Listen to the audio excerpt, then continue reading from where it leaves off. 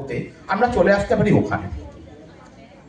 আজকে দিনে 1928 সালে সিভি রামন এই জিনিসটাকে প্রথম এক্সপেরিমেন্টালি দেখান কাল্টিভেশন অফ সায়েন্সে, এবং 2 বছরের মধ্যে একটা সর্বোচ্চ সম্মান পান, যেটা নোবেল প্রাইজ।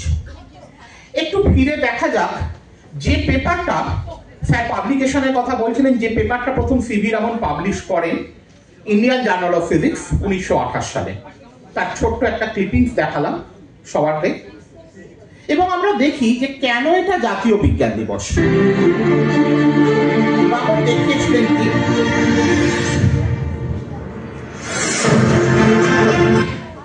তার মানে তার ওয়েভলেন্থ এবং অ্যাম্পলিটিউডটা চেঞ্জ হয়। এই ইনস্ট্রুমেন্টটা আমরা অনেকে দেখে অভ্যস্ত, অনেকের বাড়ির কাছে, অনেকে যখন আমরা পৌষ মেলায় যাই, একতারা আর কিছু নয়, একটা স্ট্রেচড ওয়্যার অ্যাটাচ করা আছে। যখন এটাকে আমরা টান দিই, এর যে ভাইব্রেট করে তার ফ্রিকোয়েন্সিটা হয়ে যায় ডবল।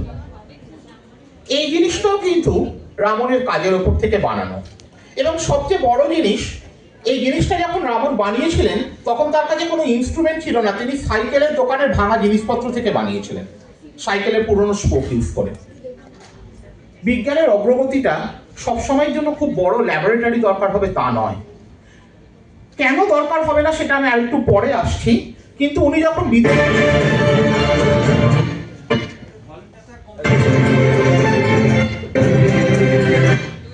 আমরা দেখাচ্ছি, উনি সানলাইটের স্প্লিটিং থেকে স্পেকট্রাম অফ কালার্সটা নিয়েছিলেন এবং সেখানে মলিকুলার স্পেকট্রোস্কোপি প্রথম কাজটা উনি শুরু করেন, এবং সেটা পাবলিশ হয় এই জায়গায় university of ক্যালকাটার।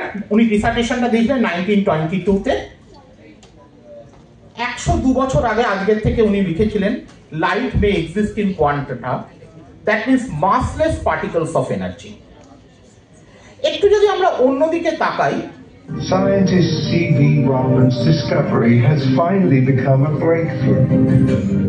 The device, known for weighing just 1/3 of a kilogram, is being used by U.S. postal codes and airports to detect drugs that security experts believe are linked to terrorists carrying explosives.